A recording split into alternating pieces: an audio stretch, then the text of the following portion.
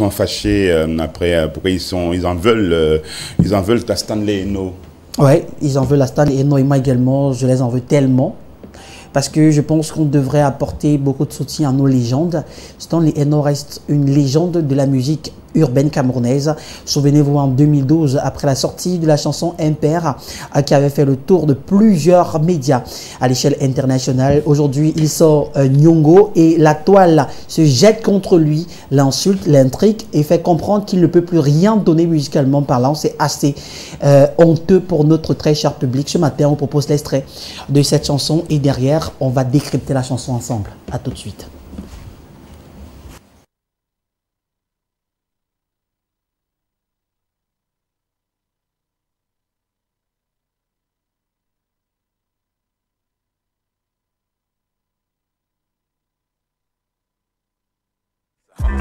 Et vu le poids de ma carrière, moi là je bombe le tox. Fidèle à mon poste, moi là je suis toujours d'attaque. Guerrier, bon, boum, si tu me charges je te coxe. Mais qu'est-ce qui ne va pas? King Kong lui chante, lui le capo des rap. Ils disent que je les rappe pas, une chose qu'ils ne savent pas. I'm the real Don Dada, Stanley Eno, she's an artist higher than just a rapper. Telenovelas dans la chambre, ils se gravent des couilles matin, midi, soir.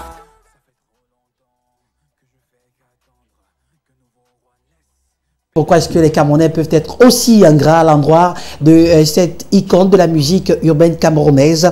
La toile s'affole contre Stanley Eno après la sortie de cette magnifique chanson Nyongo, une chanson à thème. Rappelons d'abord que Stanley Eno, c'est une pléthore de belles sonorités qui ont marché et marqué des générations depuis pratiquement 2012. On a eu Tumbu Boss, une belle chanson. On a eu My Way en collaboration avec Tizi Panchak, mais aussi Loco qui avait super bien marché. Il y a de cela un mois, Stanley a collaboré avec Magasco pour une autre belle chanson.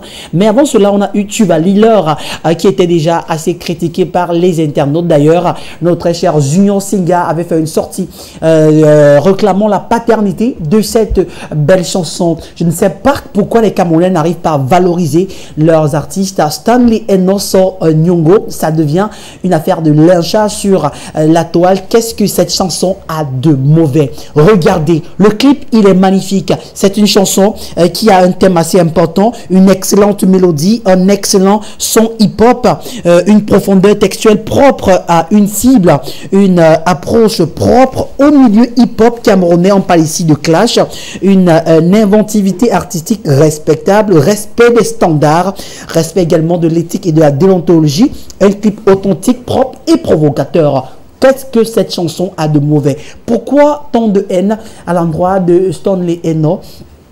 On va dire qu'on va donner la place à la médiocrité, mais non, je dirais non, parce que là, c'est une chanson presque excellente de tout sur le fond et la forme.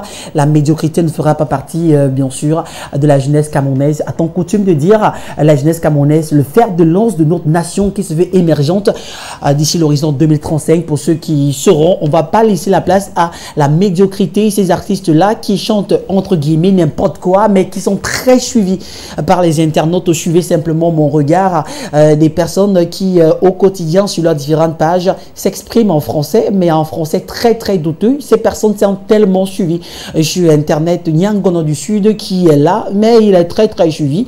Nous avons également des personnes comme Mimbomi Mani B, très suivi, Grand Barak très suivi également, d'ailleurs adulé même par le public camerounais. Joël Lafleur, bien sûr, très suivi, très adulé par les internautes. Stanley Eno qui est considéré comme l'une des légendes, vous refugez carrément sa chanson, vous allez jusqu'à dire qu'il ne peut rien donner musicalement parlant. Mais dans quelle république nous sommes? Et après, vous serez surpris de voir quelque part qu'on prendra des artistes étrangers pour nos événements au Cameroun. Fally Ipupa a fait l'ouverture de la Coupe d'Afrique des Nations Total Energy Cameroun 2021. Comment comprendre que vous n'arrivez pas à vendre vos artistes à l'échelle internationale? Richard Bona n'a pas supporté cela. Il a carrément signé la nationalité ghanéenne. Mais le Cameroun, c'est le Cameroun.